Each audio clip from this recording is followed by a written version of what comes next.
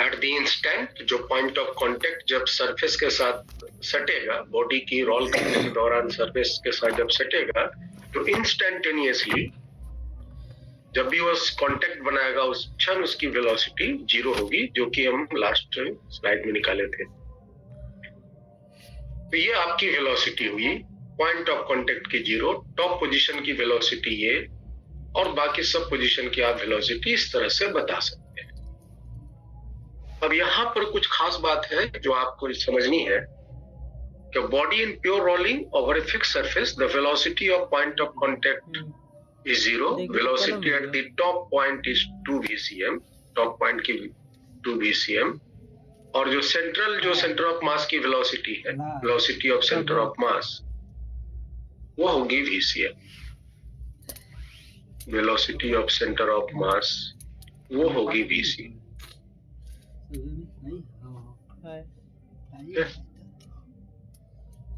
अच्छा, ये आपकी जो बॉडी है ये रोल करते हुए आगे जा रहा है, और इस रोल करते हुए आगे जाने के दौरान आप क्या देख रहे हो कि जो ये पॉइंट ऑफ कांटेक्ट है, तो सरफेस के साथ ये कांटेक्ट बनाया है, उसकी वेलोसिटी हो गई 0। अगर हम इस पॉइंट से एक एक्सिस पास कराए जो इस प्लेन के, ये जो बॉडी की जो प्लेन ऑफ मोशन है उसके परपेंडिकुलर जाए, मतलब ऐसे प्लेन के perpendicular, and passing through this point of contact जो कि रेस्ट में है, जिसकी वेलोसिटी 0 है, उसको फिर हम उस एक्सिस को क्या कहेंगे? उस एक्सिस को कहेंगे इंस्टैंटेनियस एक्सिस ऑफ रोटेशन। इसको हम कहेंगे इंस्टैंटेनियस एक्सिस ऑफ रोटेशन। तो अगर हम एक पॉइंट को P नाम दे दिए जो कि कांटेक्ट में है, an axis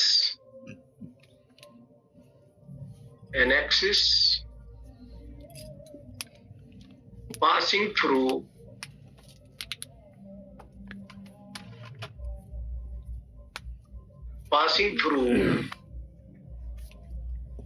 the point of contact।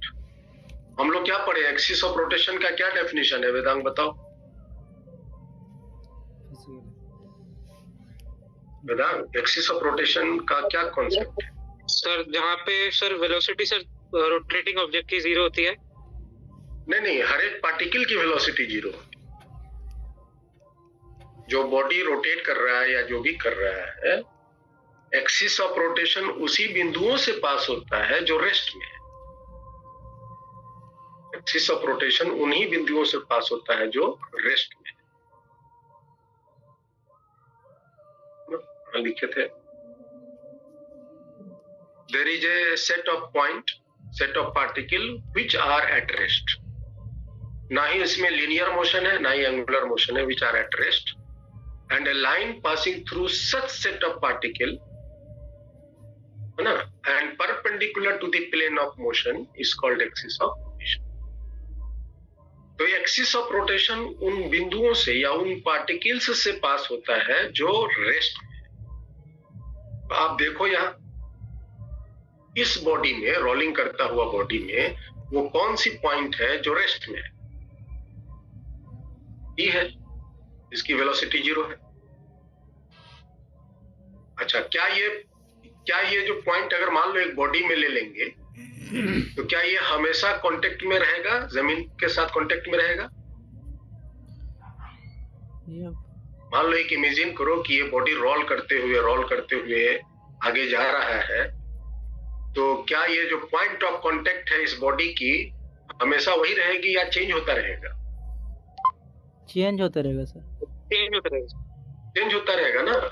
जैसे ये बॉडी है, एक पॉइंट यहाँ, एक पॉइंट यहाँ, एक पॉइंट यहाँ, एक पॉइंट यहाँ, ये जो बॉडी है, अब चूंकि ये बॉडी आगे की तरफ चलता रहेगा तो कभी ये पॉइंट सटेगा, कभी ये पॉइंट सटेगा, कभी ये वाला पॉइंट सटेगा, कभी ये वाला पॉइंट सटेगा जमीन के साथ, और जो भी सटेगा क्षण में उसकी वेलोसिटी 0 होती जाएगी और फिर पीछे उठ जाए, है ना, वो फिर पीछे उठ जाए।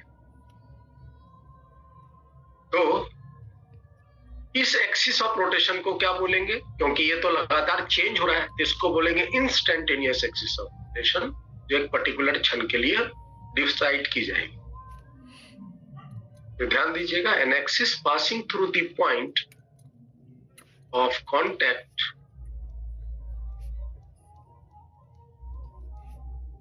and perpendicular to the plane of motion is called axis of instantaneous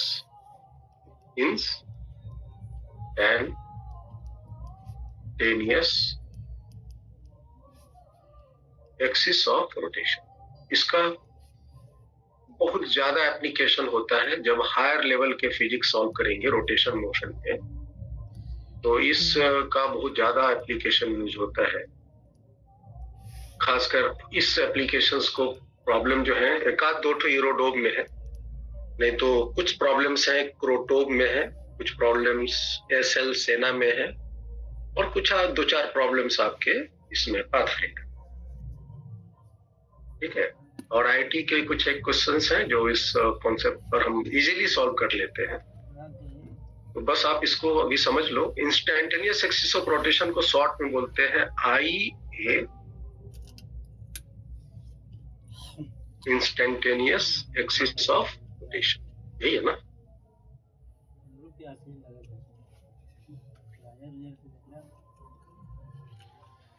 instantaneous IAO,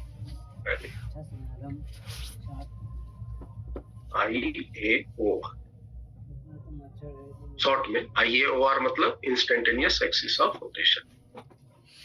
और एंड वो जो पॉइंट है, जो पॉइंट P है जहां से ये एक्सिस से पास किया है ना, and point of contact P itself called, है ना, इसको हम लोग क्या बोलेंगे, instantaneous centre of rotation, called instantaneous centre of rotation. इसको क्या बोलते हैं शॉर्ट में, ICO। तो ये दो वर्ड रोटेशन में मिलते हैं, IAOR और ICOR।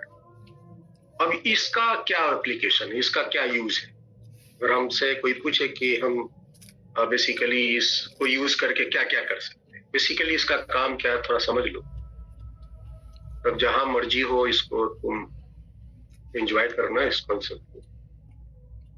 मेन है इंस्टेंटेनियस एक्सिस ऑफ रोटेशन, और ये एक्सिस ऑफ रोटेशन जिस बिंदु से पास होता है उस बिंदु को ही, या जिस पॉइंट से पास होता है रिजिड बॉडी के, उसको बोलते हैं instantaneous centre.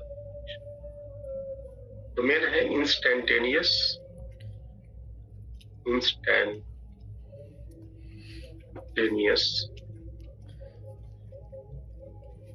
Recording in progress. Axis of IA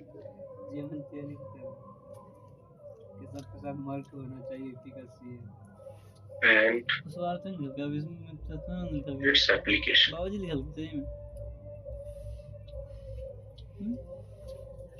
और इसका क्या एप्लीकेशन है वो आप समझिए।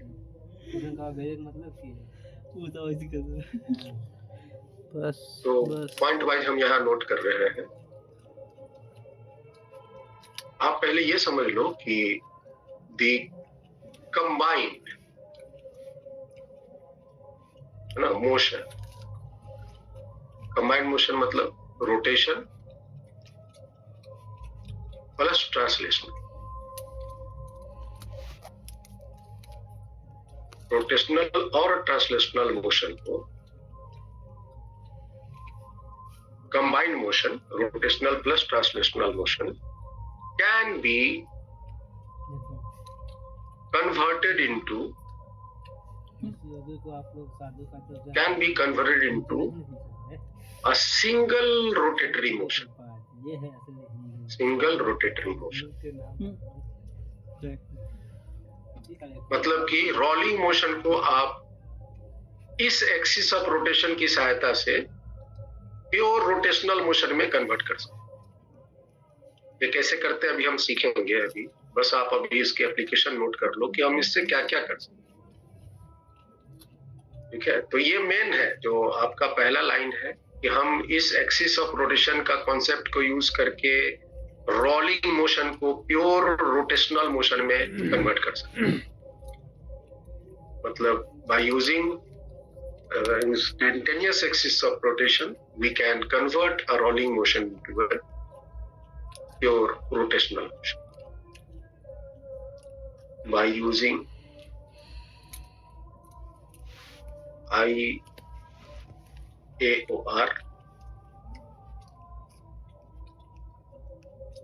We can convert a rolling motion rolling into pure rotational motion. Pure translational नहीं, pure rotational motion. ये सबसे इंपॉर्टेंट, इसका यही एप्लीकेशन है। दूसरा, इसके बारे में थोड़ी थोड़ी बातें जान लीजिए कि ये जो है it changes its लोकेशन, है ना। इसका जो लोकेशन है वो चेंज होते रहता है विथ, है ना, विथ टाइम। ये समय के साथ इसका लोकेशन चेंज होते रहता है। जैसे कि कोई बॉडी है, देखो ध्यान से, ये बॉडी है, ये रोल करते हुए आगे जा रहा है, रोल करते हुए आगे जा रहा है। तो अभी पॉइंट ऑफ कांटेक्ट यहां है। अब यही जो बॉडी है हमेशा तो यहां रहेगा नहीं, क्योंकि ये तो ट्रांसलेशनल और रोटेशनल दोनों मोशन है, रोल कर रहा है। ये बॉडी हमेशा तो यहां रहेगा नहीं। ये बॉडी क्या होगा, यहां से चलते हुए आगे पहुंचेगा, यहां पहुंचेगा, फिर यहां से चलते हुए यहां पहुंचेगा, ये आगे बढ़ता रहेगा। तो आपकी जो एक्सिस ऑफ रोटेशन है वो यहां से पास होगा जब ये यहां है, और जब ये बॉडी यहां है तो यहां से पास होगा, जब यहां है तो यहां से पास होगा, क्योंकि यही पॉइंट ऑफ कांटेक्ट बनेगा। बॉडी तो यहां रहा नहीं, बॉडी तो किसी समय बाद यहां आ गया, फिर उसके बाद यहां आ गया। एक्सिस ऑफ जो इंस्टेंटेनियस जो एक्सिस ऑफ रोटेशन है वो भी अपना जगह चेंज करेगा। पहले वो P1 से पास करेगा, फिर थोड़ा देर बाद P2 से पास करेगा, फिर थोड़ा देर बाद P3 से पास करेगा। ये जो एक्सिस ऑफ रोटेशन है, इंस्टेंटेनियस एक्सिस ऑफ रोटेशन, ये समय के साथ चेंज करता है, इन पास हमेशा यही से करेगा और वो पार्टिकल रेस्ट। तीसरी पॉइंट ध्यान देने वाली है, इट ऑलवेज परपेंडिकुलर टू, ये जो एक्सिस ऑफ रोटेशन होगा ऑलवेज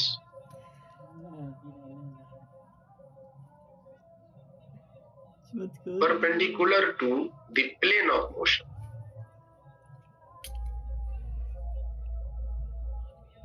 मोशन के प्लेन के हमेशा परपेंडिकुलर होगा, और इट्स इंटरसेक्शन मतलब जहां वो बॉडी से टच करेगा विथ द प्लेन,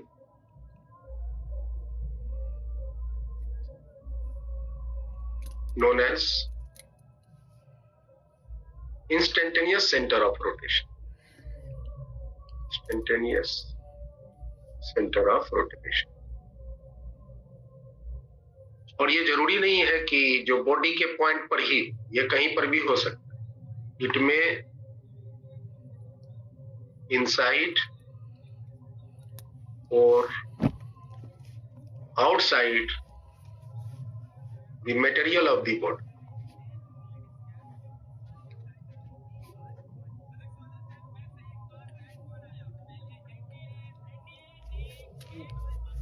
ठीक है, और सेंटर ऑफ रोटेशन क्या है, इंस्टेंटेनियस सेंटर ऑफ रोटेशन, यहाँ पे नोट कर लेना।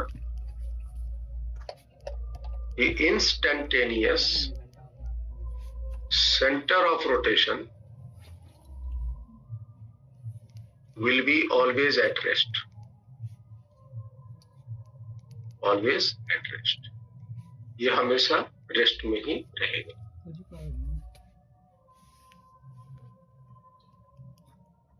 Always at rest. और इसी पॉइंट के अबाउट बॉडी रोटेट करेगा. And the body will rotate about this point. About this point. और जो बॉडी है इसी पॉइंट के अबाउट रोटेट करे. ये समझ लेना है.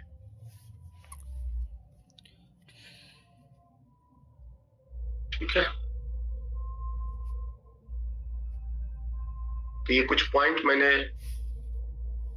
नोट किए हैं, आप इसको समझ लो. अभी हम देखो इसका एप्लीकेशन दिखा रहा है. जैसे कि हमने ये बॉडी का एक सिचुएशन लिया है.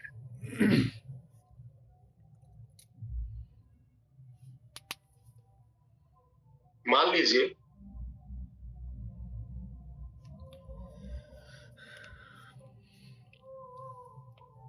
लीजिए कि ये बॉडी है.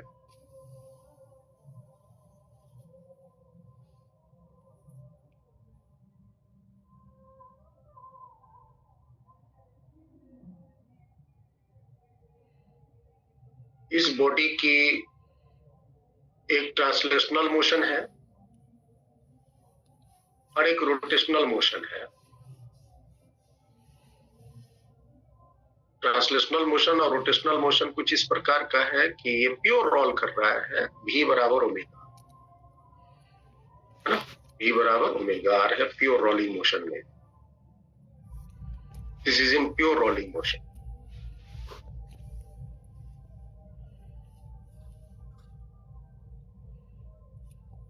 प्योर रोलिंग मोशन में एक्सिस ऑफ रोटेशन कहाँ है?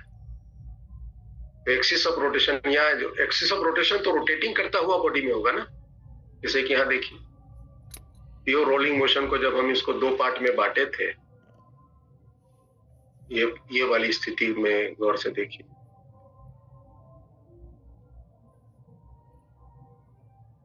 ये जो बॉडी है प्योर रोल कर रहा है, जिसको एक हम ट्रांसलेशनल मोशन दिए, एक रोटेशनल मोशन दिए. तो ट्रांसलेशनल मोशन में एक्सिस ऑफ रोटेशन नहीं मिले. रोटेशनल मोशन में आपका एक्सिस ऑफ रोटेशन मिलेगा. और वो मिलेगा कहाँ? यहां से. क्योंकि ये बॉडी यहीं गोल गोल गोल गोल घूम रहा है.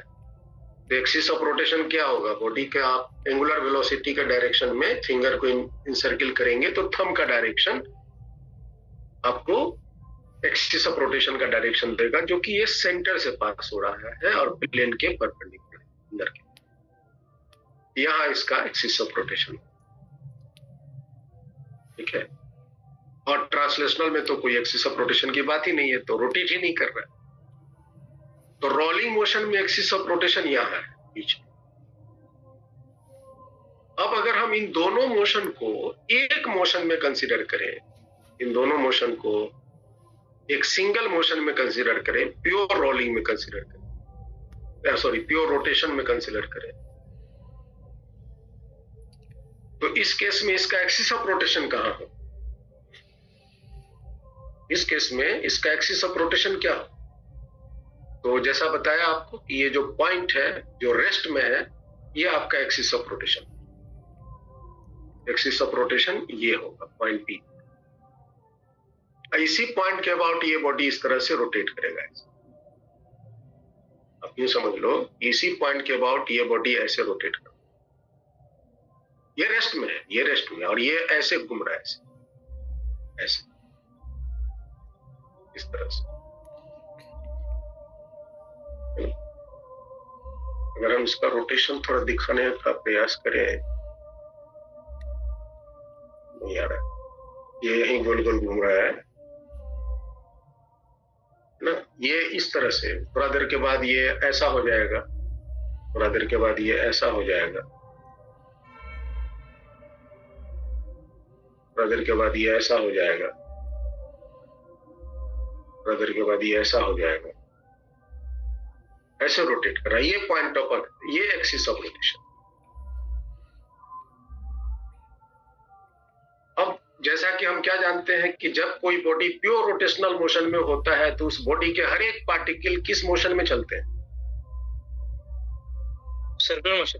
सर्कुलर मोशन में चलते हैं। इसके हर एक पार्टिकल का मोशन सर्कुलर। अच्छा, एक बात और बताना, अब अगर ये प्योर रोटेशन में हो गया, अगर ये प्योर रोटेशन में हो गया तो इसकी एंगुलर वेलोसिटी क्या होगी? ना, प्योर रोटेशन में हो गया तो उसकी एंगुलर वेलोसिटी क्या होगी? तो एंगुलर वेलोसिटी वही होगी जो एंगुलर वेलोसिटी उसके रोलिंग मोशन में था। उसके रोलिंग मोशन में एंगुलर वेलोसिटी क्या था? रोलिंग मोशन में एंगुलर वेलोसिटी ओमेगा था। और जब हम इसको कन्वर्ट कर देंगे इंस्टैन्टेनियस एक्सिस ऑफ रोटेशन की सहायता से प्योर रोटेशनल मोशन में, तब उस केस में ये वही एंगुलर वेलोसिटी से रोटेट करेगा जिस एंगुलर वेलोसिटी से वो प्योर रोलिंग में रोटेट कर रहा है। और अब प्योर रोलिंग मोशन में जब रोटेट करेगा, प्योर रोटेशन में होगा, तब इस केस में every particle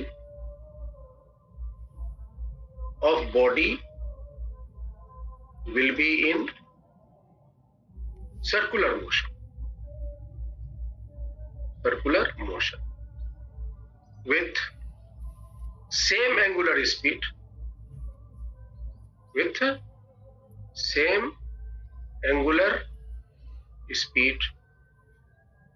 but with different radius.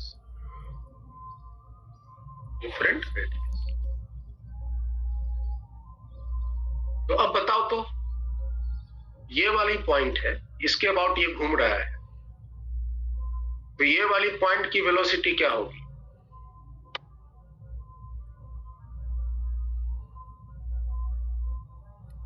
ये रेडियस है इसका, ये वाली पॉइंट की वेलोसिटी क्या होगी? Sir R omega. R omega. R क्या होगा इसका? ये रेडियस हमने छोटा लिया, बड़ा लिया, बड़ा। इसकी रेडियस क्या होगी? इसकी रेडियस नहीं ना, इसकी सर्कुलर मोशन इसके अबाउट। अच्छा, बॉडी कैसे रोटेट कर रहा है? हाँ, बॉडी कैसे रोटेट, अभी तो रोटेट करके दिखाया ना। बॉडी जो रोटेट करेगा वो इसके अबाउट करेगा। फादर के बाद ये बॉडी जो है नाचते हुए यहाँ पहुंच जाएगा, ब्रदर के बाद बॉडी रोटेट करते हुए यहाँ पहुंच जाएगा, रोटेट करते हुए यहाँ पहुंच जाएगा, ऐसे नाचे, इस पॉइंट के अबाउट नाचेगा। तो इसकी जो रेडियस होगी वो सर्कुलर मोशन वाली, वो रेडियस ये वाली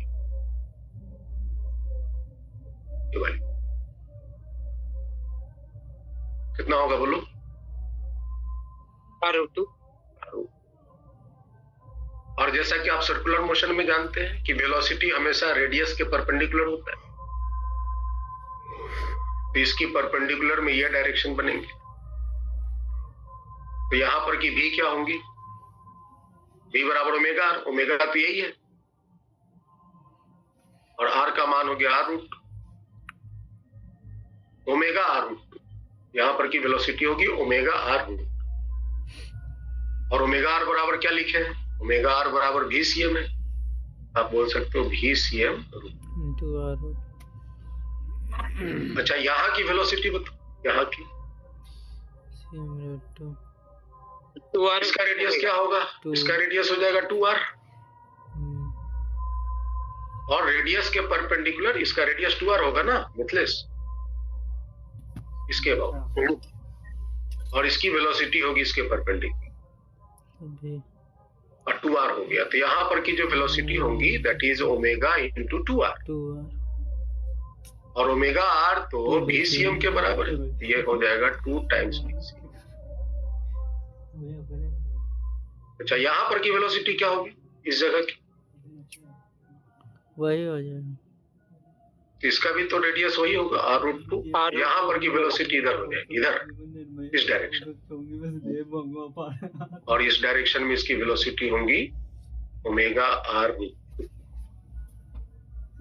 2। ठीक है, तो अभी देखो ये जो वेलोसिटी मैंने अभी निकाला और इसके पहले हमने ट्रांसलेशनल रोटेशनल दोनों को अलग अलग करके निकाला यहाँ लास्ट क्लास में, ये वाली। तो क्या वही वेलोसिटी आ रहा है? VCM root 2 times VCM root 2 और डायरेक्शन वाइज सब मिल रहे हैं। So this is the magic of the instantaneous axis of rotation. कि हम इंस्टेंटेनियस एक्सिस ऑफ रोटेशन को यूज करके एक प्योर रोलिंग मोशन को एक प्योर रोटेशनल मोशन में कन्वर्ट कर सकते हैं with the same angular speed जो स्पीड से वो चल रहा है। अब पकड़ना यहाँ इंपॉर्टेंट ये होता है इंस्टेंटेनियस सेंटर ऑफ रोटेशन कहाँ है, किसके अबाउट बॉडी रोटेट करेगा, है ना, कि वो प्योर रोलिंग को हम रोटेशन में कन्वर्ट कर सकते, वो इंपॉर्टेंट होता है। ठीक है, तो this is called instantaneous axis of rotation का एक है। अब हम अगर किसी भी पॉइंट पर की वेलोसिटी चाहे इस बॉडी की तो निकाल सकते हैं। जैसे अगर मान लो अगर हमको यहाँ की वेलोसिटी चाहिए, इस पोजीशन की, इस पार्टिकल की वेलोसिटी चाहिए, तो हम ये निकाल सकते हैं।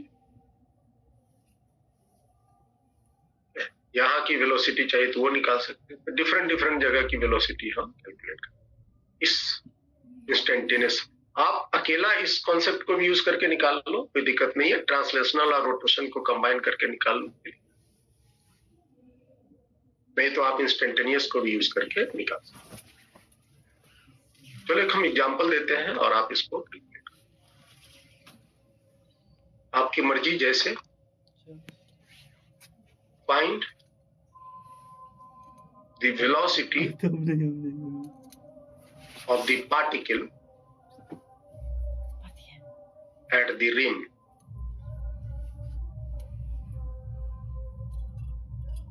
of wheel in pure rolling motion.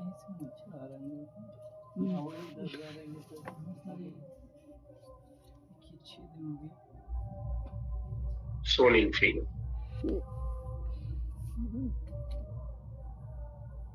जैसे ये आपकी एक व्हील है, व्हील मतलब चक्का, ये रोल करते हुए आगे जा रहा है, ट्रांसलेशनल मोशन और रोटेशनल मोशन। और एक मान लो यहां पे पार्टिकल है, इस जगह पे एक पार्टिकल है जो यहां से थीटा एंगल बना रहा है ना, इस पोजीशन से थीटा एंगुलर पोजीशन पर ये लोकेशन है इसका, और ये बॉडी रोल करते हुए जा रहा है। तो इस पार्टिकल की क्या वेलोसिटी होगी आपको ये निकालना है। P particle, find the velocity of particle P at the rim of the wheel when it is in pure rolling motion.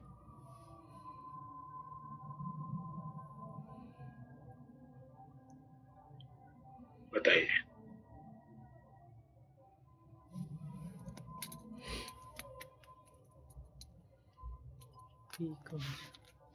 थोड़ा सा गणित है, इसी गणित को आप समझ लो तो काम हो जाएगा। आप इंस्टेंटेनियस एक्सिस ऑफ रोटेशन भी यूज कर सकते हो, और जरा भी कभी कंफ्यूजन हो instantaneous axis of rotation use करने में हमें परेशानी हो रही है, तो आप ट्रांसलेशनल अलग से, रोटेशन अलग से लगा। तो मिथिलेश आप क्या लगाना चाहेंगे, इंस्टेंटेनियस वाला कॉन्सेप्ट या ट्रांसलेशनल रोटेशन, दोनों का कॉम्बिनेशन?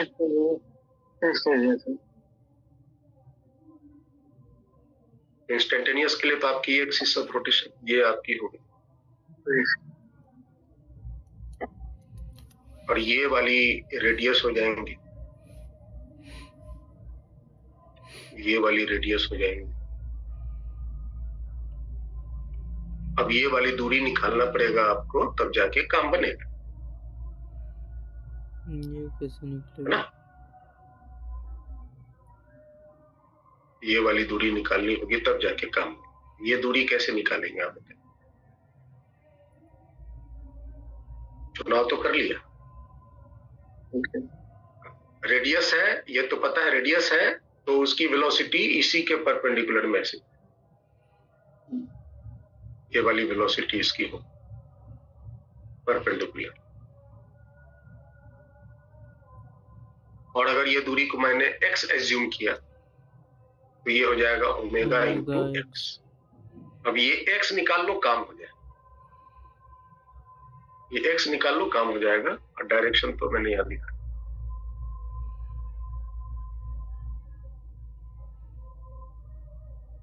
क्या लगता है x कैसे निकालोगे?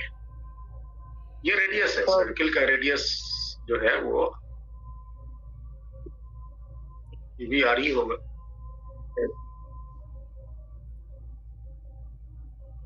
ये भी आर ही, ये थीटा दिया हुआ है यार।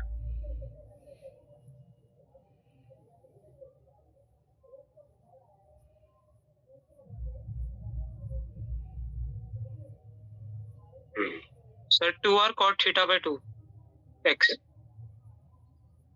2r cot theta by 2 cot theta by 2 कैसे निकाले? ऐसे निकाले जो मैंने अभी डायग्राम बनाया। सर बीच में सर वो थीटा सब्सटेंड करेगा तो सर वहां पे थीटा बाय 2 करेगा।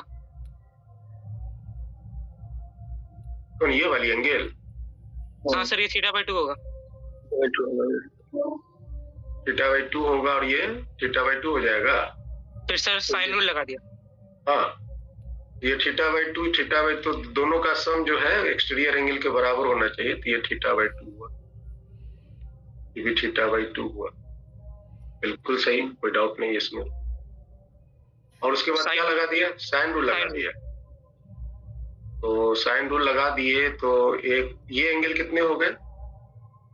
180 माइनस थीटा, 180 माइनस थीटा हो गए। तो साइन रूल लगा।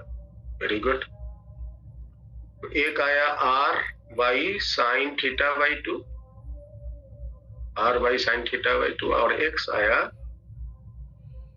X by sine 180 minus theta. तो ये हो गया R by sine theta by 2 और ये हो गया एक्स बटा में साइन ई थीटा हो जाएगा। नहीं, यस सर। और साइन थीटा को हम 2 sign theta by cos theta लिख सकते हैं। 2 sign theta by 2 cos theta ये लिख सकते हैं। Sign theta by 2 sign theta by 2 तो कैंसिल हो गए। तो एक्स की value I 2r cos theta by. Vedang ये आया मेरा, आपका क्या आ गया? सर एक साइन मल्टीप्लाई और हो गया था गलती से, वो थर्ड वाले से तो साइमल्टेनियसली सॉल्व कर दिया। अच्छा, तो ये मेरा सही है ना? ये सर आपका सही। ठीक है, तो इसकी वेलोसिटी क्या है? तो ओमेगा इंटू एक्स, तो ये हो जाएगा 2 omega R cos theta by 2, और ओमेगा आर को VCM कह सकते हैं। 2 VCM cos theta cos theta. ये भी ठीक है, बिल्कुल सही है। अब हम इसी प्रॉब्लम को, ये तो मान लो फर्स्ट मेथड हुआ,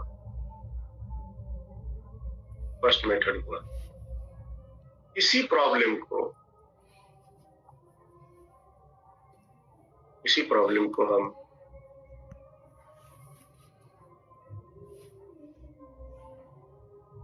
जो मेरा फंडामेंटल मेथड जो है उससे अगर हम सॉल्व करते हैं।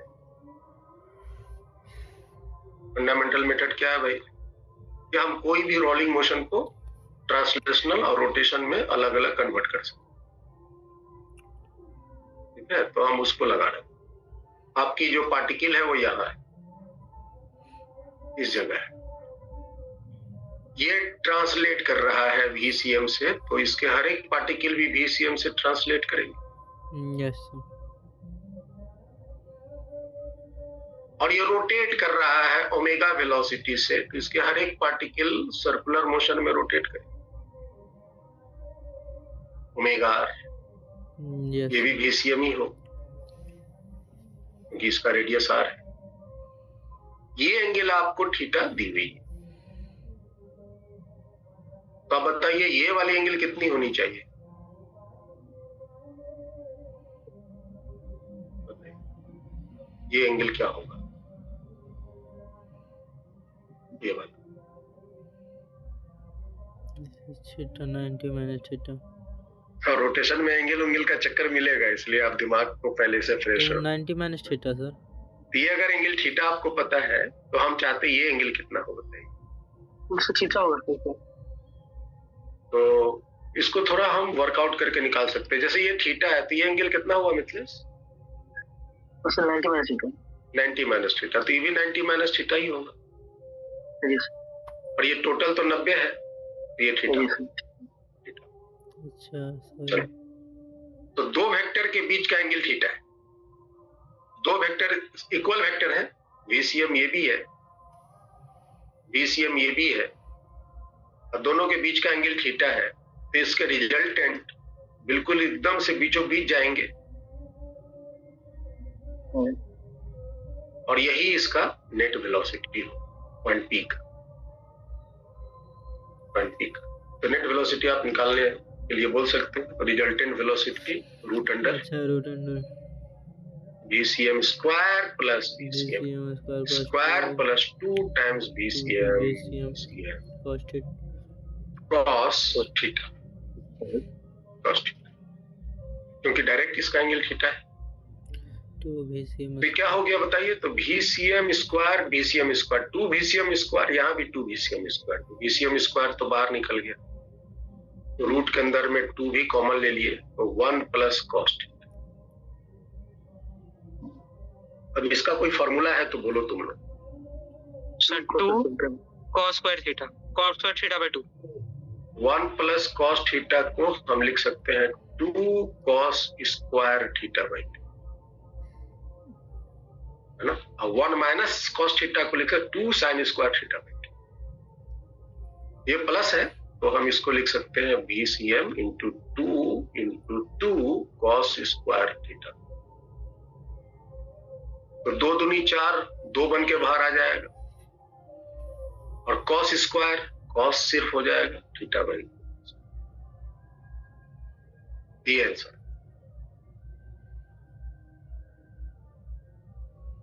समझ आया? वेदांत क्लियर है? Yes sir. तो आप देख रहे होंगे कि आप instantaneous axis of rotation use कर लें या ट्रांसलेशनल और रोटेशन दोनों यूज कर लें, तो आपके आंसर मैच कर। अब हम कुछ सिचुएशन बता रहे हैं जिससे आप इंस्टेंटेनियस एक्सिस ऑफ रोटेशन जज करो। हाउ टू जज, how to find instantaneous centre of rotation. Centre of rotation अगर प्राप्त कर लिए जहां पर वो रेस्ट में है, तो वहां से परपेंडिकुलरली एक प्लेन के परपेंडिकुलर एक लाइन पास करा दोगे तो वो इंस्टेंटेनियस एक्सिस ऑफ रोटेशन हो जाए। तो मुख्य जो चीज प्राप्त करना होता है वो ये प्राप्त होता है, इंस्टेंटेनियस सेंटर ऑफ रोटेशन। जैसे कि ये आपका जो पॉइंट P है, ये इंस्टेंटेनियस सेंटर ऑफ रोटेशन। तो रेस्ट में होना चाहिए। तो ये हमेशा क्या होता है? हमेशा वेलोसिटी के परपेंडिकुलर होता है। इंस्टेंटेनियस सेंटर ऑफ रोटेशन जो होता है वो हमेशा वेलोसिटी के परपेंडिकुलर होता है, always perpendicular to the velocity.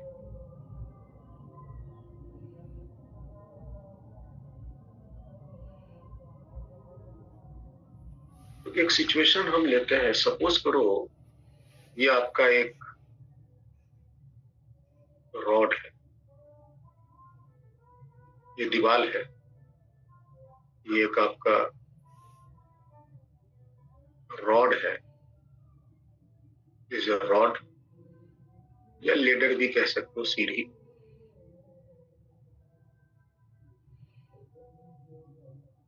और ये रॉड को हमने गिरने के लिए छोड़ दिया, इस तरह से ये नीचे गिर रहा है। ये जो पॉइंट है ऊपर वाला, ये सरफेस के साथ घसटाते हुए नीचे गिर रहा है ऐसे, और ये जो पॉइंट ऑफ कांटेक्ट है वो सरफेस के साथ ऐसे है। ये पॉइंट ए है तो इसकी वेलोसिटी हो गई भी ए, इसकी वेलोसिटी हो गई भी बी। ठीक है, तो ये बताइए तो क्या ये जो एंगल है थीटा वो चेंज हो रहा है कि नहीं रॉड के गिरने से? हो रहा है सर। तो थीटा अगर चेंज हो रहा है मतलब एंगल चेंज हो रहा है, तो इसमें एक एंगुलर वेलोसिटी भी है ना? Yes sir. Angular velocity. तो मेरा प्रश्न आपसे ये है कि इस केस में जब ऐसे रॉड मूव कर रहे हैं जिसमें ट्रांसलेशनल और रोटेशनल दोनों मोशन है ना, इसमें तो ट्रांसलेशनल और रोटेशनल, क्योंकि ये जो सेंटर की बात करो तो ये ऐसे रोटेट भी कर रहा है और साथ ही साथ नीचे भी गिर रहा है। ये जो सीढ़ी को अगर तुम इमेजिन करो, ये ऐसे रोटेट करते हुए नीचे भी गिर रहा है। ये सीढ़ी का मोशन कैसा है बताओ? ट्रांसलेशनल कि रोटेशनल कि दोनों? दोनों। दोनों है, इसमें दोनों मोशन है। अब हम चाहते हैं कि इसका ये जो आपका ट्रांसलेशनल और रोटेशनल दोनों मोशन हो रहा है, इसमें दोनों हो रहा है, इसमें इसको हम एक सिंगल रोटेशन मोशन में कन्वर्ट करना चाहते हैं। तो वो जो इंस्टेंटेनियस सेंटर ऑफ रोटेशन है वो कहां पर हो? हम किस पॉइंट के अबाउट इसको प्योर रोटेशनल मोशन में कन्वर्ट कर सकते हैं? तो इसके लिए बड़ा सिंपल सा नियम है कि आप क्या कीजिए, इस ए पॉइंट की जो वेलोसिटी का डायरेक्शन है उसके एक परपेंडिकुलर एक लाइन खींचिए, और ये जो बी पॉइंट पर की जो वेलोसिटी है उसके परपेंडिकुलर एक लाइन खींचिए। ये दोनों लाइन जहां पर आपस में इंटरसेक्ट करेंगे यही पॉइंट इसका होगा instantaneous centre of rotation. Instantaneous centre of rotation. आप इस पॉइंट के अबाउट इस रॉड को ऐसे रोटेशन में लेकर के इसको सॉल्व कर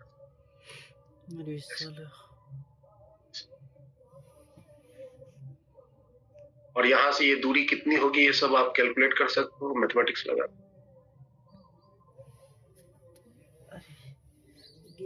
ठीक है, ठीक है जी। Yes sir. जैसे मान लो कोई भी एक, मान लो एक रिजिड बॉडी, हमको सीढ़ी उड़ी छोड़ो, कोई एक रिजिड बॉडी है सपोज। अब ये रिजिड बॉडी का मान लिया जाए कि इस पॉइंट पर जो पार्टिकल है उसकी ये वेलोसिटी v1 वेक्टर, और इस पार्टिकल की यहां पर जो पार्टिकल है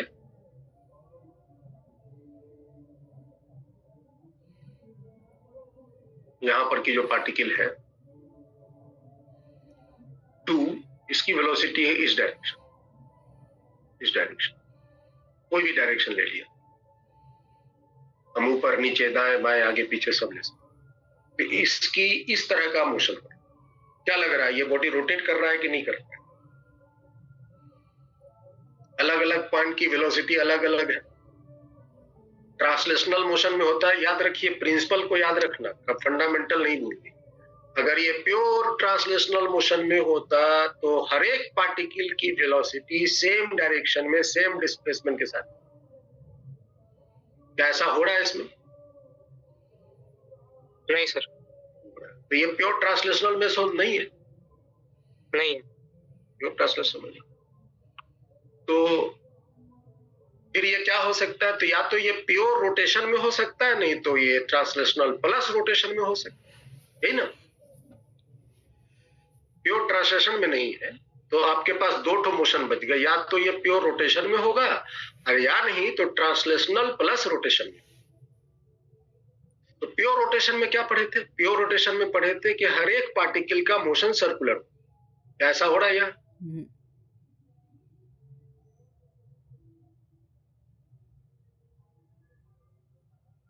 आप अगर इन दो वेलोसिटी का रिजल्टेंट निकालना चाहो, देखो ध्यान से, अगर हम इसको इधर कर दें इधर कर दें, इस बॉडी की नेट वेलोसिटी इस डायरेक्शन में आ जाएगा ना?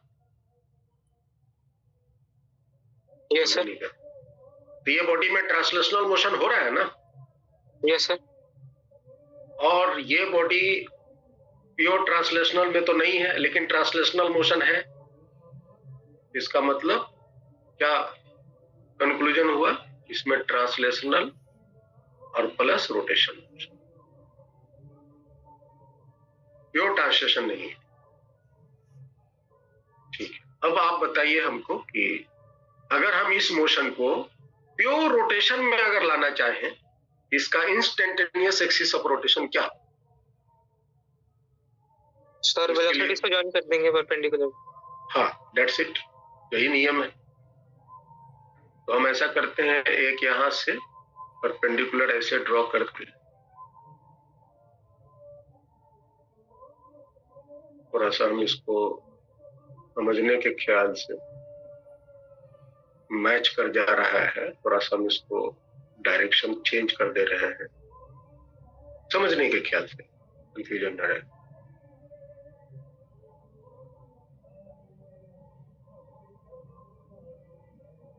ये V2 हो गई, तो इसके परपेंडिकुलर हम एक ऐसे ड्रॉ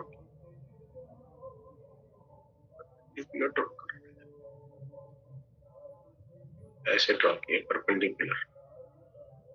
ये कहीं भी आ सकता है, बॉडी के अंदर भी आ सकता है, बॉडी के बाहर भी जा सकता है। ये आपके परपेंडिकुलर, और एक इस पर भी परपेंडिकुलर डालिए, डाल दिया।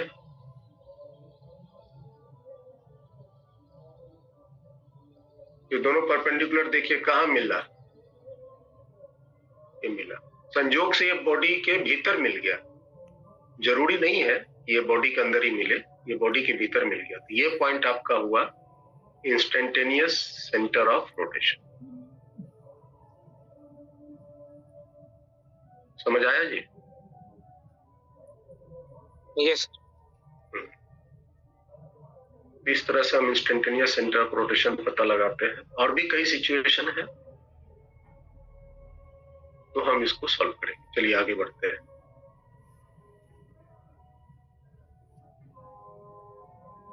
ओके, एक एग्जांपल है, फाइंड द पकड़ के रखे net distance and displacement traveled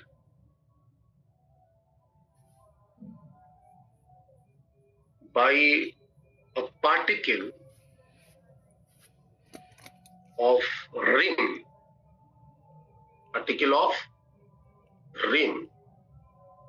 of a wheel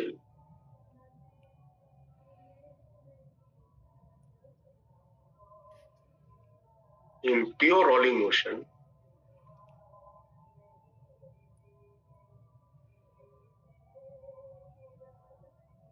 in one complete rotation. In one complete.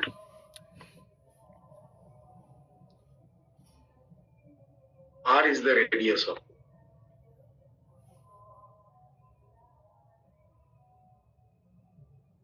R is the radius of it.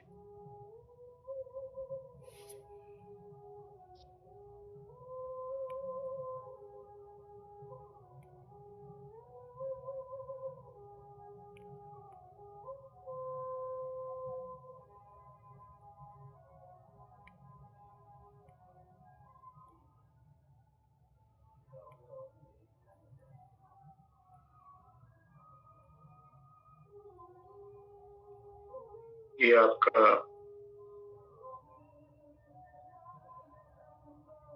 Translational और रोटेशनल मोशन से, प्योर रोलिंग मोशन से ये चल रहा है आगे।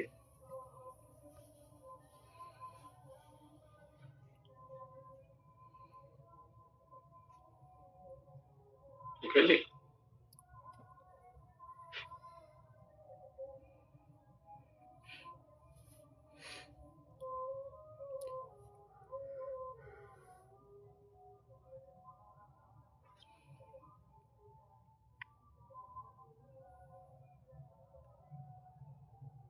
ये रोल करते हुए आगे जाएगा,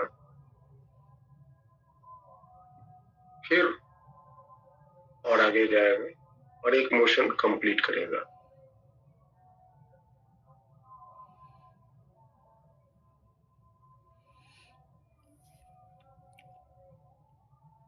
मेरा प्रश्न है आपसे कि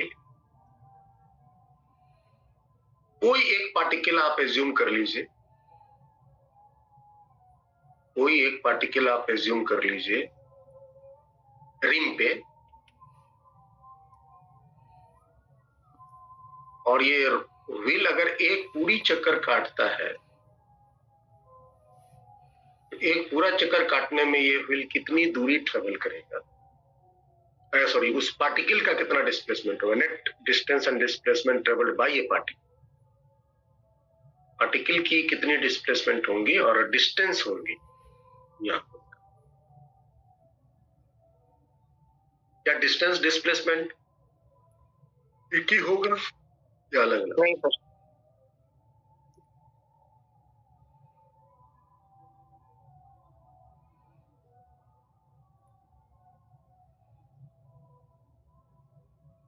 क्वेश्चन समझ में आया मिथिलेश? क्वेश्चन में हम लोग जब हम फिजिक्स का प्रॉब्लम सॉल्व करने का टेक्निक बता रहे थे, तो हमने आपको बताया था कि अगर आपको कोई चीज पूछा जा रहा है तो पहले आप उसको इमेजिन करो कि जो हमको निकालना है वो क्या निकाल। जब तक तुम उसको देख नहीं पाओगे, उसे कैलकुलेट करने में परेशानी होगी या असंभव है कैलकुलेट। आप पहले उसको देखो कि हमको निकालना क्या है। ये तो पता है डिस्टेंस का मतलब क्या होता है। ठीक है। डिस्टेंस का मतलब जो एक्चुअल पाथ ट्रेवल किया है ना, एक्चुअल जो पाथ ट्रेवल किया उसकी लंबाई। तो हम मान लो कोई एक पार्टिकल यहाँ का ले लेते हैं, ये जो रिम का टॉप पोजीशन ले लेते हैं, ये मान लो एक पार्टिकल है रिम।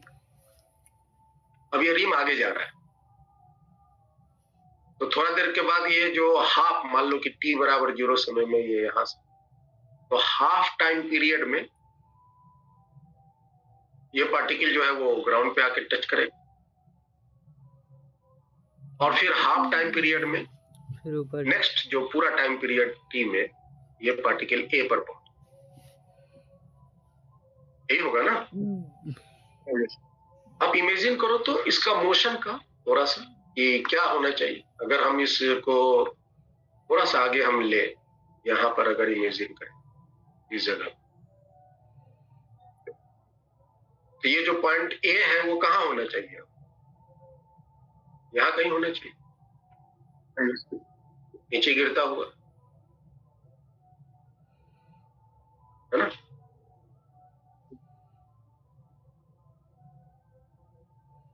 इस तरह से। अब जो इसका ए होगा कहाँ होगा? और थोड़ा नीचे। जैसे जैसे पार्टिकल आगे जाता जाएगा, जैसे जैसे ये आगे जाता जाएगा, जैसे जैसे ये आगे जाता जाएगा, वैसे वैसे जो पॉइंट है वो नीचे आता जाएगा, ये नीचे आता जाएगा।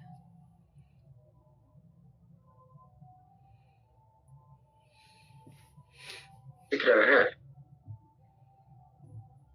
हम अगर और भी थोड़ा सा एग्जाम्पल ले लें,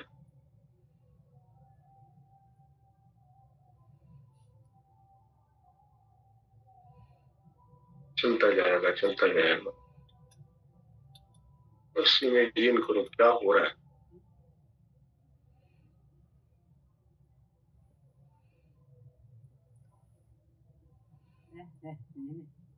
इस तरह से ये बढ़ता जाए, और जो पॉइंट ऑफ कांटेक्ट है यहाँ से यहाँ पहुंचा, इसमें यहाँ पहुंचा, इसमें यहाँ पहुंचा, इसमें यहाँ पहुंचा, इसमें यहाँ पहुंचा, इसमें यहाँ पहुंचा, इसमें यहाँ पहुंचा, ये नीचे पहुंच जाएगा।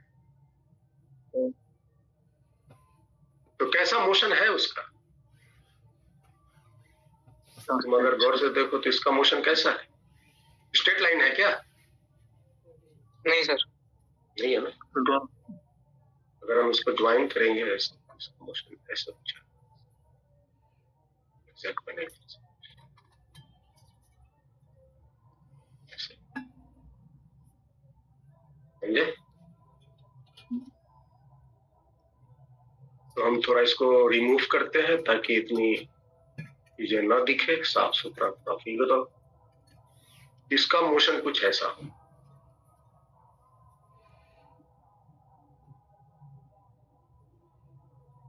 ऐसा।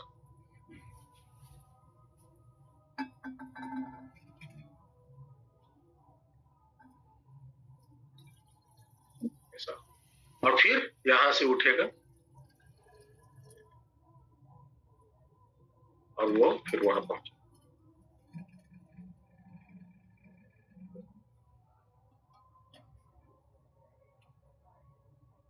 ऐसा। ये वाली एक डिस्टेंस होगी S1 और वही डिस्टेंस यहाँ भी होगी S1। तो टोटल डिस्टेंस कितना हो जाएगा? S1 plus S1 2S। 2 और डिस्प्लेसमेंट क्या होगा आइनेस? Displacement 2πr। डिस्प्लेसमेंट तो 2πr होगा। डिस्प्लेसमेंट तो बड़ा सिंपल है, बच्चा वाला क्वेश्चन है। ये आपकी दूरी हो, ये 2π। This distance will be 2πr। That is the very simple question. NEET के क्वेश्चन यही रहेंगे, डिस्प्लेसमेंट क्या होगा। बट द डिस्टेंस क्या हुआ, दैट इज द इंपॉर्टेंट। ये डिस्टेंस, टोटल डिस्टेंस कितना हुआ? Total distance in complete rotation, in one complete rotation, that is 2S1, S1 plus S1, 2S1। लाइए तो अगर हम S1 निकाल ले तो सवाल बन जाए आइनुष। अरे यार। हाँ सर। अब वो कैसे बने, वो कैसे निकलेगा, दैट इज इट। अब ये बताइए,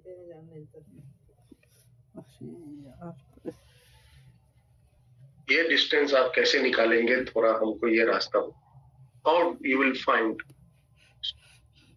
सर हर पॉइंट पे वेलोसिटी अलग अलग है। हाँ बिल्कुल। तो सर डिफरेंशिएशन का यूज कर सकते हैं और बिल्कुल कर इंटीग्रेशन। सकते हैं, बिल्कुल कर सकते हैं। और वही है, क्योंकि अलग अलग जगह की वेलोसिटी अलग अलग। अगर सबकी स्पीड सेम होती तो हम distance is equal to speed into time लगा देते। तो संयोग से मैंने एक आपको एग्जाम्पल करवा दिया है, तो उसका हम फायदा उठा लेते। तो किसी पर्टिकुलर इंस्टेंट में हमने इस पॉइंट की वेलोसिटी निकाला था, याद है? इसकी वेलोसिटी निकाला था ना? 2v cos theta by 2। इसकी 2v cos theta by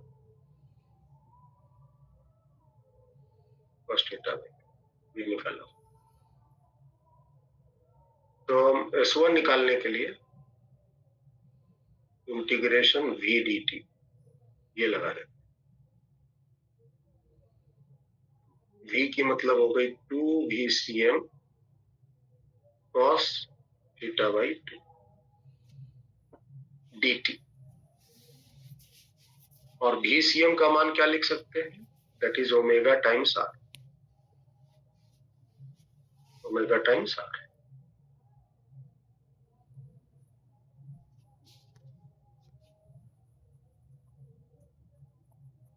two omega, अच्छा vcm तो कांस्टेंट है,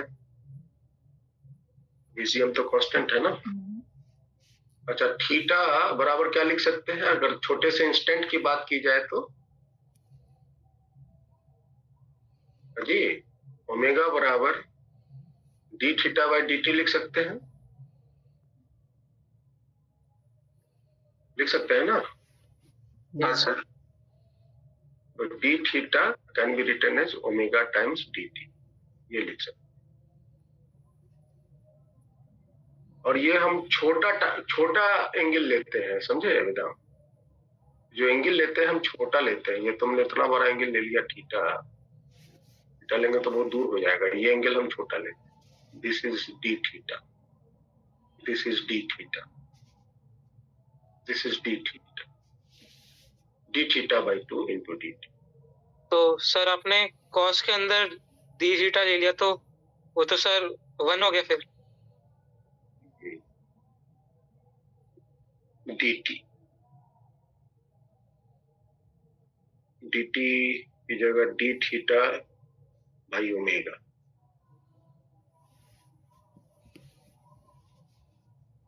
टू VCM की वैल्यू क्या है?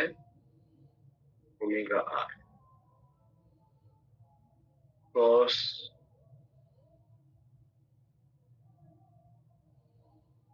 एंगल मैंने बहुत छोटा ले लिया नहीं,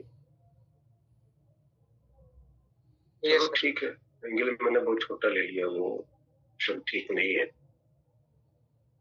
ये ऑप्शन ठीक नहीं है, ये तो ठीक है। चलो इसी को आगे बढ़ाते हैं, क्योंकि ये बहुत छोटा लेंगे तो 1 हो जाएगा, 0 के करीब। तो v बराबर क्या हो गया, ओमेगा cos थीटा बाई 2, और dt की जगह क्या लिख सकते हैं, d theta by omega. Omega omega cancel, 2r गया बाहर, अंदर में रह गया क्या, cos theta by 2 d theta, और यहां से यहां तक का एंगल, अब थीटा का वेरिएशन देना पड़ेगा ना, थीटा का वेरिएशन क्या हो जाएगा, ये यहां तक आने का 0 से लेके पाई तक, आधा रेवोल्यूशन हुआ ना, तो 0 से लेके पाई तक, 0 से पाई तक यहाँ लेंगे तो a नीचे पहुंच गया। ठीक है वेदांत? Yes sir. अब इसका इंटीग्रेशन थोड़ा करो फटाफट, 2r cos का क्या होता है, साइन थीटा बाई 2 और हमें 1/2, 0 से लेके पाई तक, तो 2 चला गया ऊपर, तो ये हो गया 4 पाई, 4 ये 2 जो है नीचे वाला ऊपर चला गया 4, साइन थीटा की जगह पाई रखेंगे, तो पाई बाई 2 माइनस साइन 0/2, ये आएगा ना, चेक कर लो। Yes sir. तो 90 डिग्री का 1 हो गया, 0 का 1, 0 का 0 हो गया, तो ये तो 1 ही आ गया, 4 आ रही है। तो यहां से यहां तक की दूरी कितनी हुई, ये वाली दूरी कितनी होंगी, 4।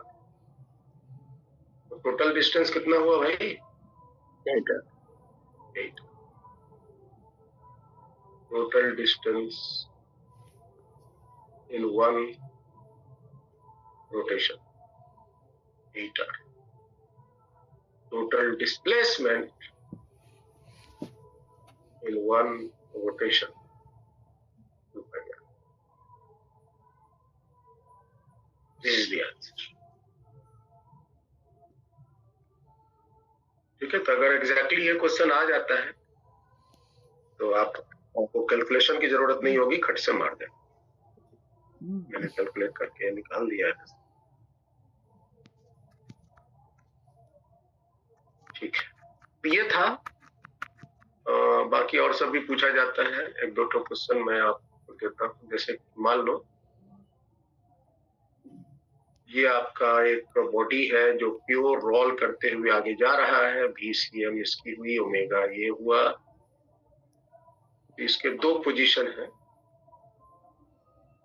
ये पॉइंट है A, ये पॉइंट है B, ठीक है, और ये दोनों के दोनों यहां से सेंटर से r/2 दूरी पे हैं, रेडियस का आधा, point VA VB magnitude by VB VA magnitude. देखो तो क्या बताओगे,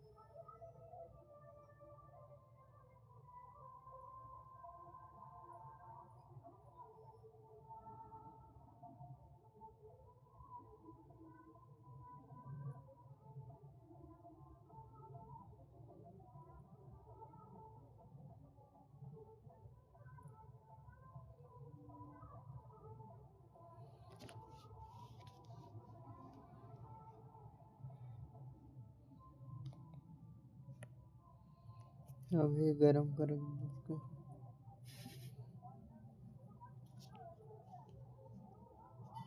आपको मैंने बताया था कि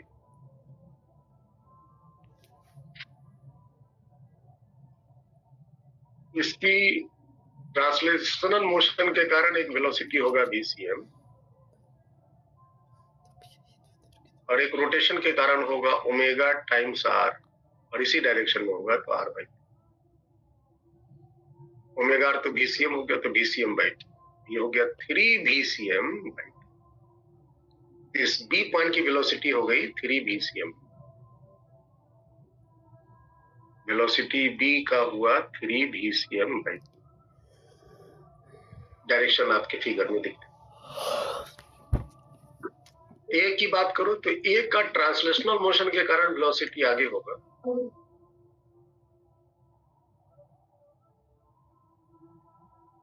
रोटेशन के कारण वेलोसिटी पीछे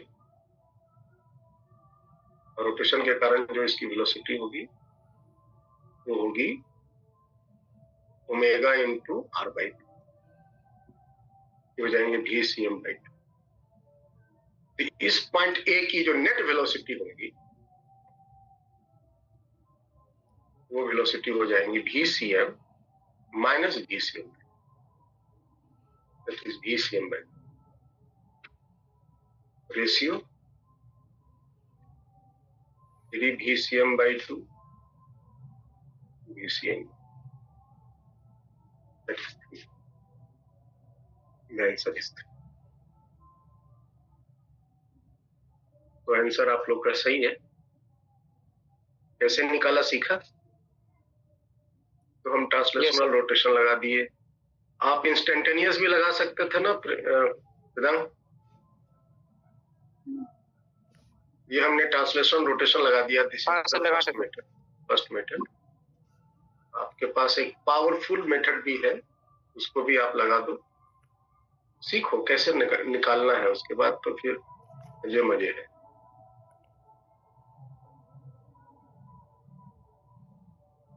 अगर हम इसी मोशन में इंस्टेंटेनियस लगा दें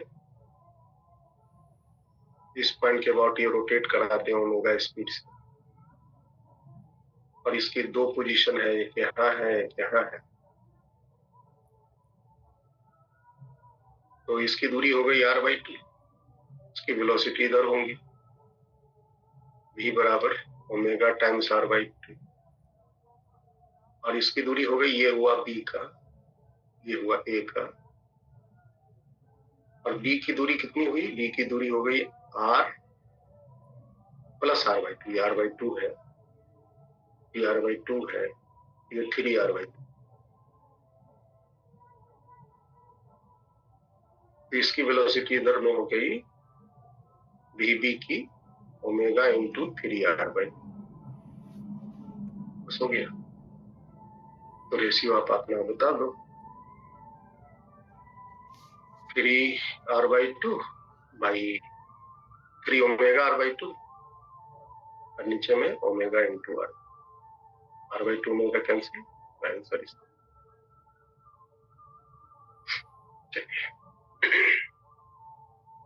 तो अभी तक हम मोशन के बारे में समझे कि ट्रांसलेशनल मोशन क्या होता है रोटेशन मोशन क्या होता है और रोलिंग मोशन क्या होता है रोलिंग मोशन को हम ट्रांसलेशनल और रोटेशन मोशन जो कंबाइंड होते हैं उसको अगर प्योर रोटेशन में कन्वर्ट करना है तो हम कैसे कर सकते हैं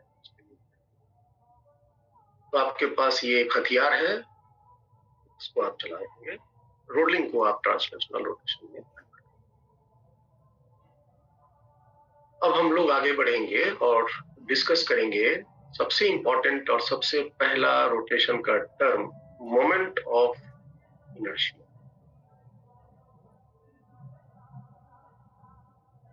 इस तरह के तीन चीज मिलेंगे मोमेंट ऑफ इनर्शिया भी पढ़ेंगे फिर सीखेंगे मोमेंट ऑफ लीनियर मोमेंटम और फिर पढ़ेंगे मोमेंट ऑफ फोर्स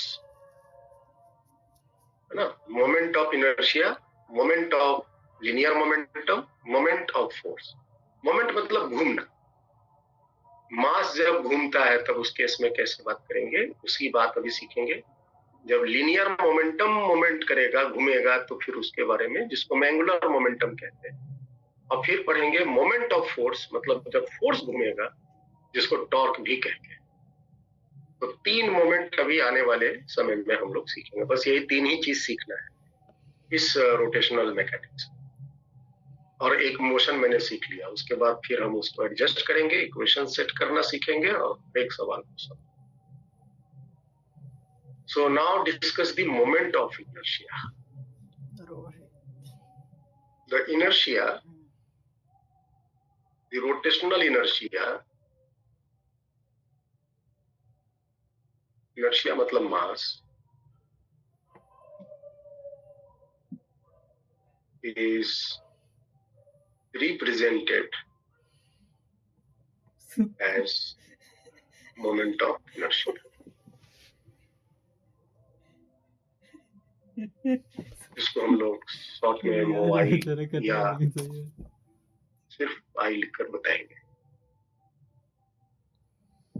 और याद रखिए, जब भी किसी में एंगुलर वर्ड लगता है ना, जब भी किसी में एंगुलर टाइप का वर्ड लग जाए या जब भी किसी में मोमेंट टाइप का वर्ड लग जाए, तो वो चीज हमेशा या तो किसी पॉइंट के अबाउट डिफाइंड होता है या नहीं तो किसी एक्सिस ऑफ रोटेशन के अबाउट डिफाइंड है ना। तो बिना पॉइंट दिए, जिसके अबाउट रोटेट कर रहा है, अगर वो पॉइंट डिफाइंड नहीं है या एक्सिस ऑफ रोटेशन डिफाइंड नहीं है, तो आप किसी भी चीज का मोमेंट डिफाइन नहीं कर सकते। मतलब मेरा ये कहना है कि moment of inertia, moment of linear momentum जिसको एंगुलर मोमेंटम कहते हैं, मोमेंट ऑफ फोर्स जिसको टॉर्क कहते हैं, ये सभी के सभी या तो किसी एक पॉइंट के अबाउट या नहीं तो किसी एक्सिस ऑफ रोटेशन के अबाउट डिफाइंड होते हैं। जब तक आपको वो पॉइंट डिफाइंड नहीं है या एक्सिस ऑफ रोटेशन डिफाइंड नहीं है, तो आप इन सब टर्म्स को नहीं निकाल सकते। आपसे नहीं बोलेगा जाओ स्फीयर का मोमेंट ऑफ इनर्शिया बताओ, आपको बोलेगा स्फीयर की इस एक्सिस ऑफ रोटेशन के about moment of inertia.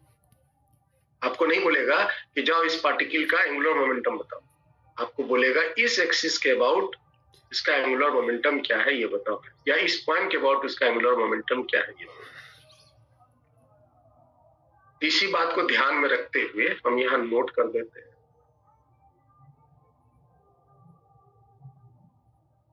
All angular terms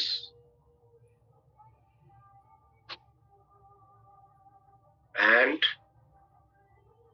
terms associated with moment is always defined, no, is always defined about an axis of rotation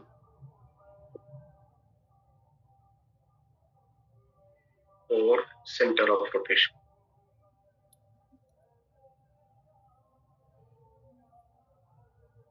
centre of rotation एक point होगा जिसके about वो body rotate करेंगे। ठीक है, तो यहां भी मोमेंट ऑफ इनर्शिया जो है, it is always defined for a given axis of rotation. जब भी आपसे कोई पूछे एंगुलर मोमेंटम क्या है, तो आप फटाक से क्वेश्चन पूछना किसके अबाउट पूछने हैं। अभी पूछे इसका मोमेंट ऑफ इनर्शिया बताइए, तो आप पहले प्रश्न ये पूछिए कि हम किस एक्सिस के अबाउट मोमेंट ऑफ इनर्शिया बताएं। ठीक है, तो ये हमेशा किसी एक्सिस ऑफ रोटेशन के अबाउट ही डिफाइंड होते हैं। आगे बताइए, मोमेंट ऑफ इनर्शिया डिपेंड करता है, dependency of moment of inertia, factors on which moment of inertia depend.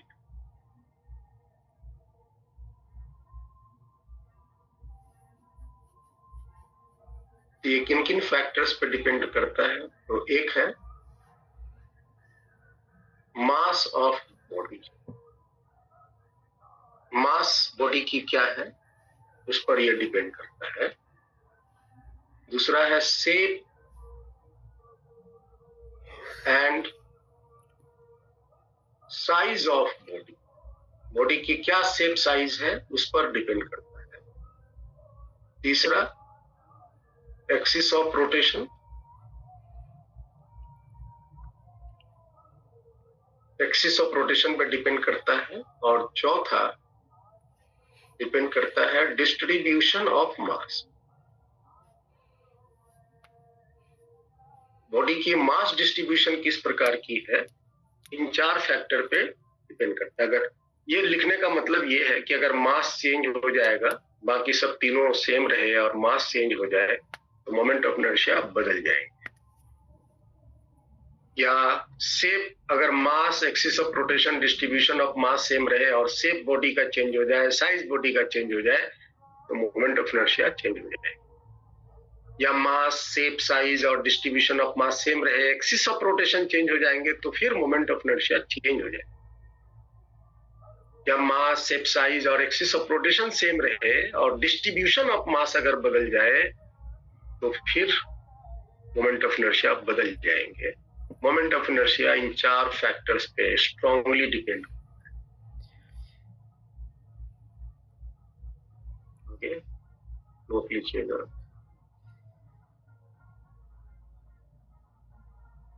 Moment of inertia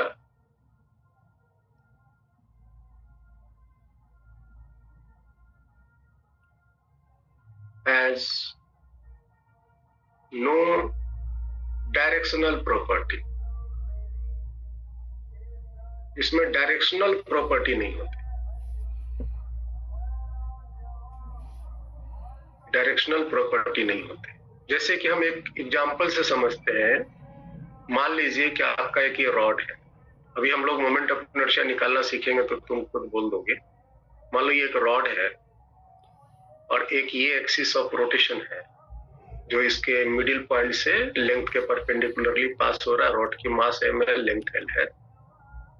इसकी मोमेंट ऑफ इनर्शिया होती है ml²/12। अब ये कैसे आता है हम आगे सीखेंगे, अभी आप इसका टेंशन मत लो। अब यही रॉड का हम अगर एक्सिस ऑफ रोटेशन चेंज कर देते हैं और ये एक एंड से पास करा देते हैं तो इसी की मोमेंट ऑफ इनर्शिया बदल जाती है और हो जाता है ml²/3। तो देख रहे होंगे कि एक्सिस बदल गए तो मोमेंट ऑफ इनर्शिया भी चेंज कर दिया।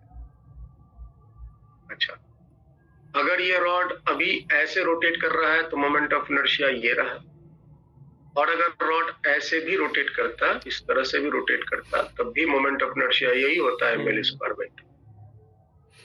ऐसे भी रोटेट करता तब भी इसका मोमेंट ऑफ इनर्शिया यही होता है ml²/3। जबकि वेक्टर होता तो क्या होता वेदांत, माइनस हो जाता ना। Yes sir. इसमें डायरेक्शनल प्रॉपर्टी नहीं है, डायरेक्शन के साथ ये चेंज नहीं है। So has no directional property, hence it is not a vector quantity, hence not a vector quantity। और दूसरा, and for same body है ना, या लिखो ऐसे, for different axis of rotation of same body has different value of moment of inertia। सही है ना। जैसे कि यही रॉड ही है, एक्सिस ऑफ रोटेशन चेंज हो गया तो मोमेंट ऑफ इनर्शिया बदल गया, ml²/12 से ml²/3 हो गया, चेंज हो गया। इसके मैग्नीट्यूड चेंज हो गया ना मोमेंट ऑफ इनर्शिया। ठीक है, तो क्या लगता है, क्या हम इसको स्केलर के रूप में रखें या वेक्टर के रूप में रखें? सर स्केलर एल स्क्वायर है तो मैग्नीट्यूड है तो स्केलर के रूप में रखना चाहिए, लेकिन मैग्नीट्यूड का एक और भी नियम है कि उसकी जो मैग्नीट्यूड है फिक्स रहनी चाहिए। जैसे रॉड का मास, रॉड को खड़ा करके मास नाप लो, सुला के मास नाप लो, तो मास तो वही रहेंगे, तो मास को हम, उसका मैग्नीट्यूड फिक्स रहेगा तो मास को हम स्केलर बोल सकते हैं। रॉड की लंबाई है, लंबाई तुम सुला के नाप लो, खड़ा करके नाप लो, लंबाई वही रहेगा, तो लंबाई को भी हम स्केलर के रूप में रह सकते हैं। क्या इसकी मोमेंट ऑफ इनर्शिया को भी स्केलर के रूप में रखें? तो क्या? हाँ, तो सर हम लोग हाँ डिस्टेंस चेंज हो जाएगा ना सर, एक्सेस ऑफ रोटेशन पे भी डिपेंड कर रहा है। हाँ,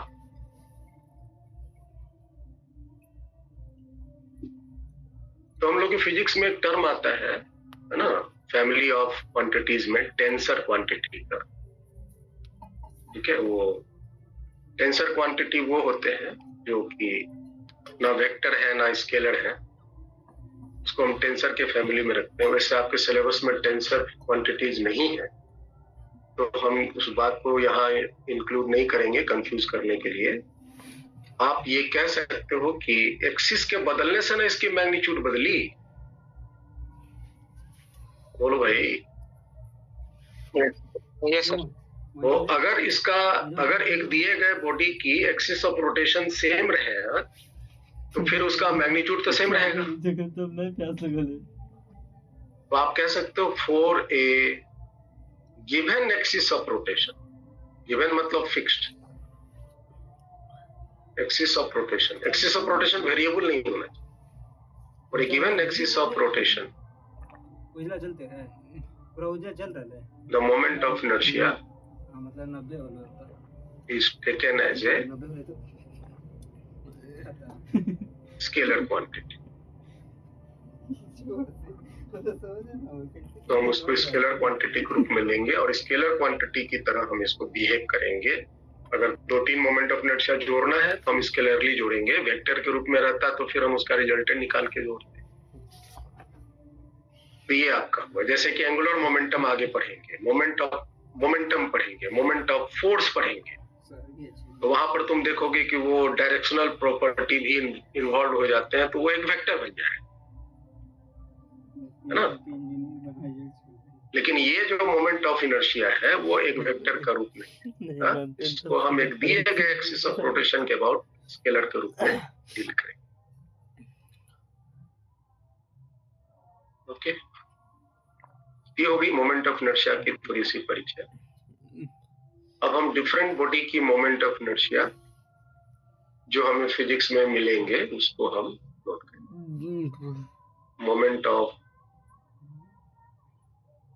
inertia of important bodies। यहाँ जो हम अभी मोमेंट ऑफ इनर्शिया देंगे वो यूनिफॉर्म बॉडी का,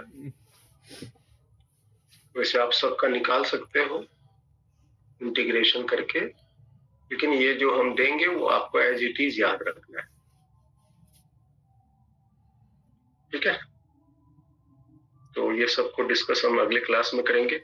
आज हम लोग का एक बहुत इंपॉर्टेंट पार्ट फिनिश्ड हुआ, मोशन, जिसमें रोलिंग मोशन पर है हम लोग आज।